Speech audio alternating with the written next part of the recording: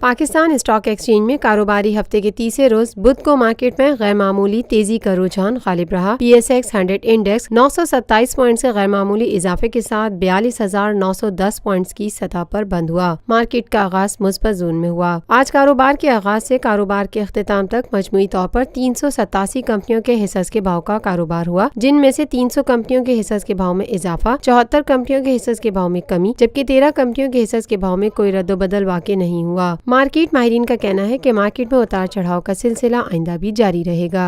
روفی Pearl city scheme 33 کی prime ترین location پر M9 interchange کے ساتھ معمار موڑ کے سامنے اور میمن ہاؤسنگ سوسائٹی کے درمیان۔ گزشتہ 50 سالوں سے آپ کا اعتماد لیے روفی پراپرٹیز آپ کے لیے لائے ہیں وہی معیار۔ روفی پرل سٹی 120، 150، 200 اور 240 گز کے تیار بنگلوز پر مشتمل ایک مکمل secured gated community living project. Rufi Pearl City جدید ترین سہولتوں سے آراستہ، پرسکون اور پرفضا رہائش، جس میں تھیم پارک، فٹنس سینٹر، مسجد، solar power back up, R O plant کے ذریعے 24 گھنٹے میٹھا پانی۔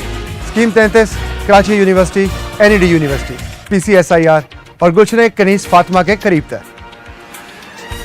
روفی بردرز کی گولڈن جوبلی پر اوورسیز اور سابقہ تمام مائنورٹیز کے لیے 10% کا خصوصی ڈسکاؤنٹ۔ بکنگ اور دیگر تفصیلات کے لیے East Land marketing UAN 11117834۔ Lotus Lake Towers, a groundbreaking endeavor by Lotus Properties.